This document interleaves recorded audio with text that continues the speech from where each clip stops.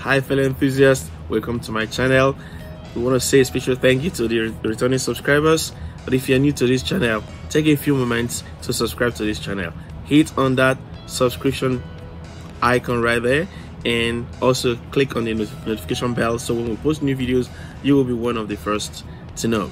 Without further ado, let's go into today's video, and we're going to come back at the end to wrap it up. In this week's episode, we're going to look at installing Android Studio and developing our first Android application.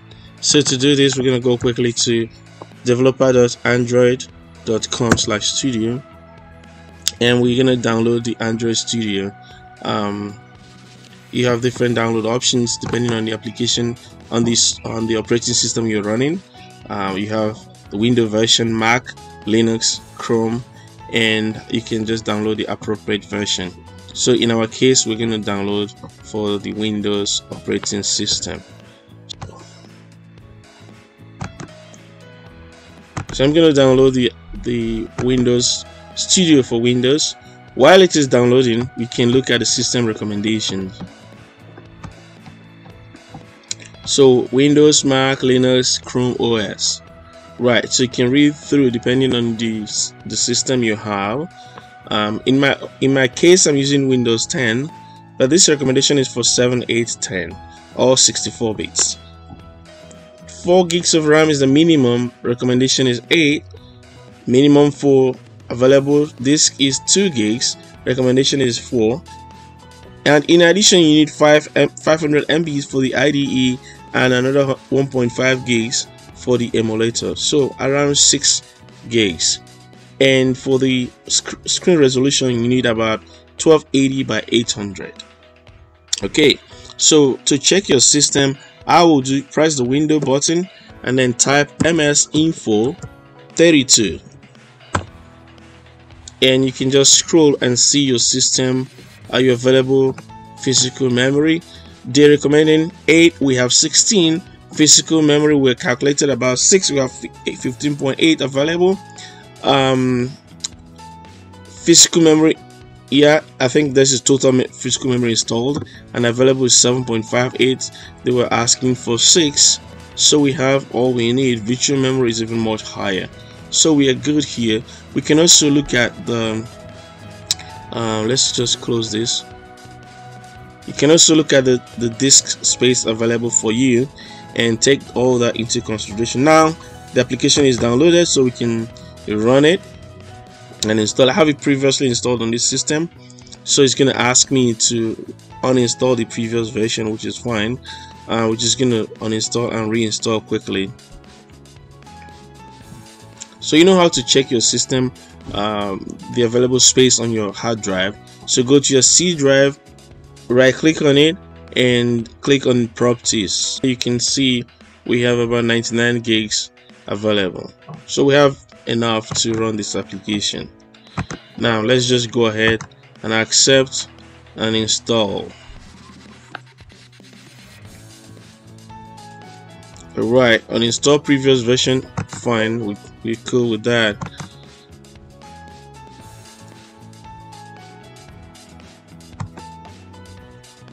Now it needs to install virtual device. You can uncheck this and you will save about 1 gig, but we need a virtual device. You can also run this with external devices, but sometimes it's easier and faster to use a Android virtual device.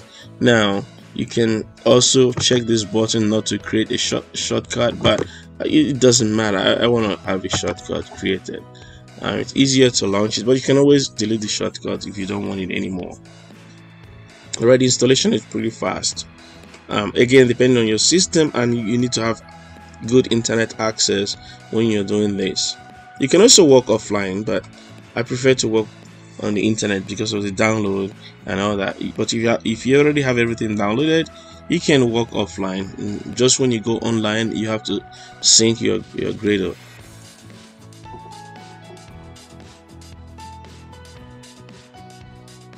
Alright, a few more moments and we'll be done here. Alright, next, finish and start the studio. As newbies, There are some templates you can choose from, up to native C++. You have navigation drawer, settings, scrolling activities, login, and so on and so forth. We're going to take empty activity for today, and we're going to call this my first Android application. Finish. All right.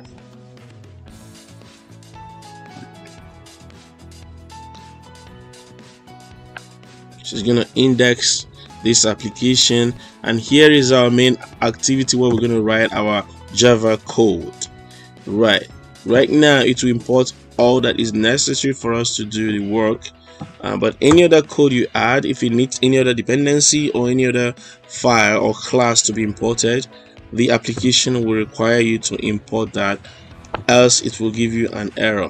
But you don't have to worry about it. I'm going to walk you through all of them, just waiting for the Gradle to be configured properly, and it should build in a few more seconds. We're going to go quickly and play around and see. Right, so we have everything we need right now. So here in your resources folder, you need a drawable where you put you can put some backgrounds or images and stuff in your drawables. The layout will tell you how the application will look like when you launch it, and some values, the colors and all that, the themes and all that. These are the things that you need, and the launcher will be in your map. This is the icon that you see when you launch the application. I'm going to show you everything, how to update all this, but right now we're just going to go to our settings, our main activity.xml, to see how it looks. This is how the application will look if we installed it right now. So let's install this application, but before we do that, I like to see the user interface. I like it this way. Oh, that's done, but it's okay. I like it this way. Now the first manipulations we're going to do now is to change the background. I want to have a different background, so you go on declared attributes and you just start typing background, Android background. I want to change it. I can put an image, or I can put a picture, or I put a color. I want to put a color. I want to change the color to different color. Right, so I'm going to take this color and update it here. All right, so I like it to look this way, but then my text is not visible anymore. I'm gonna make it a little bit bigger, and I'll change the text. While this is highlighted, if you click on the declared attributes, the plus button, you can actually change the color by selecting text color. And then I'll change the text color to white. So I can just click here and pick white, and you'll be fine. Now it's on the top left hand side corner, but I want it to be centered. So to center it, you want Android gravity. Android gravity tells it where to be. I want it to be centered, so it's going to be in the middle. The text is small, so I'm going to change the text size, and I'm going to make it let's make it 32 or 30. Let's make it 30. You can actually change the value if you don't see what you want. Let's make it 32. The options here doesn't have 32, but we can type it manually 32. All right, and after that, what else do we think we can change here? Maybe the style. How about the style? So let's do the style. Like, want it to be bold or italics or some Android text style. Yeah, so let's try and see what are the options we have. We have, yeah, normal, bold, italics. Let's do bold. Yeah, this is how it looks. So I like to look at it this way. All right, so we're going to install this application. Before we do that, we need a virtual machine, Android virtual device. To do that, just go on here where you have AVD manager, click on that, and you're going to select an application. Right, when we started this app, there's a minimum SDK that we started with. Now it might not be clear right now, but if you go back and you start a new project, when you select the new project, you can see the language. So you can select Kotlin or Java, and you give it a name, and then you select the minimum SDK. SDK stands for Software Development Kit. So Android 5.0 gives us coverage for many devices, 94% of the devices. If you go to KitKat, you probably get a coverage up to 98% of all the devices. If you go to Android 10, you'll be under 10% of the devices have assimilated the software. Android 30 is still under 1%. So it depends on the population of devices you want the application to be available to. You will choose the applicable API level, right? But also note that some codes or some functionalities you might want to run will not exist for lower API levels, so some of them might exist for higher ones. So in those cases, you have to do some exceptions, or you have to check for the application level before you use them. Some of the APIs or some of the functions are deprecated in later APIs. But that's not for today. Just letting you know, we are using this on Android KitKat, on Android Lollipop 5.0. So we're gonna go on our Android Virtual Device Manager, and we're gonna pick a device that is running on 21, API level 21. Okay, API 21. So for this, I'm going to create an Android virtual machine or Android virtual device, and right here I'm designing this for a phone, not TV or any other application or any other device. It is for a phone. So I'm going to select the size that I want for this. I want let's say 5.5. Let's say 5.5. And so we're going to clone the device here. Let's just call it my first Android device. That's what we want to call this, my first Android device. My first virtual, let's call it virtual, my first virtual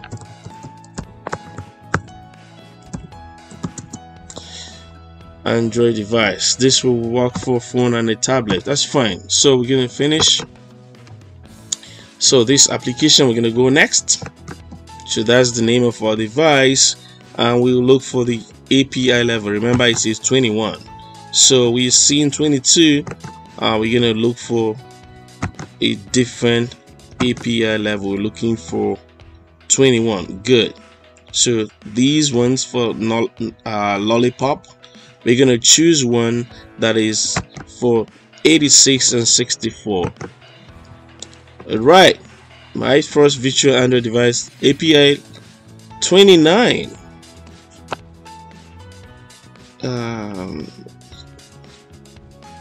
Okay, so I'm going to show you what that means later, but we have created our device, and we can exit here.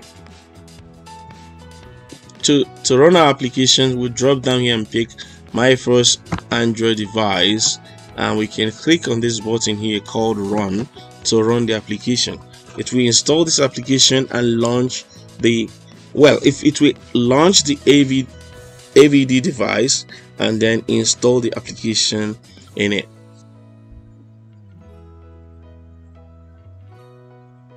Alright, the application is installed, and as you can see, it's just a replica of what we have on the design view, in the design layout, right?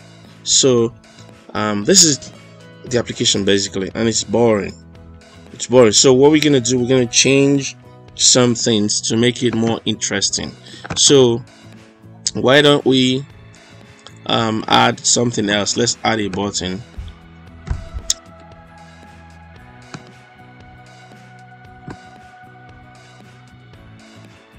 So I'm gonna constrain this button to the parent and make it a little bit bigger. Constrain it to the bottom as well, and I'm gonna constrain them together, the button and the text view. Alright, So I want the text view and the button to be in this relative location with each other. And so for the button, I'm just going to leave it as a button, and give it an ID of a button. And for the text view, when you change, you have to refactor. For the text view, I'm going to give it an ID of text view. So text view. The first letter is a small letter. The second letter of the word, the next word, is a capital letter. Alright, so I'm gonna put it here. Let's go back to the design. This is where we want to have our on-click, and we want it to be an update. Yeah, on-click. So we go to the split. For text view, we have no red. For the button, we have, yeah. So right here, we can go to the main activity as suggested and create an update function right there, but we can tell it to create it for us. So it goes there and creates it for us. So we have this function created here, but we need to import the button. So let's import button method. Button, and we want to call it just button. Very intuitive. Hold Alt and press enter as suggested to import the class.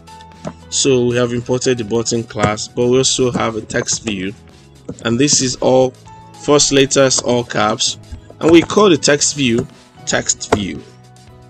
We have to also import that class.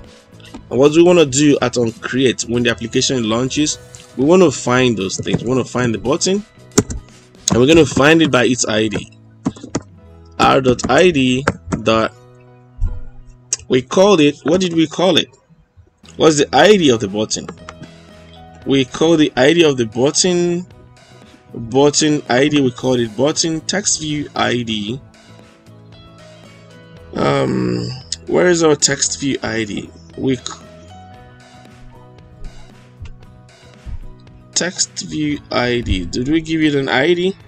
Let's go back to design alone and see. Text view ID, we didn't give it a text. Okay, text view, I think I did an undo and it was deleted. Alright, so text view ID, we're giving it an ID called text view. So let's go to the main activity and import that. So for button ID, we call it button, remember, semicolon to close because we're using Java. And text view, we're going to find it by ID, by its ID, and we call it text view. Whenever you get a suggestion, when you press enter, it will select that. Alright, so what we're gonna do now, when we click that button, what do you want to happen? We want to update the contents of text view. So we're going to say set text, and what do you want to set there? We're going to say my first Android application. Okay, let's just say Android is awesome. Okay, Android is awesome. Android is awesome, right? So let's do that. When we run the application one more time, the application will be updated. You're still gonna see hello world. However, when you click on that button, it will do something. And what does it do when we click on it? Successful installation. Click on the button. Android is awesome. Click it again, nothing happens. Don't worry, in the next video I'm going to show you how to use this button in a multiple way.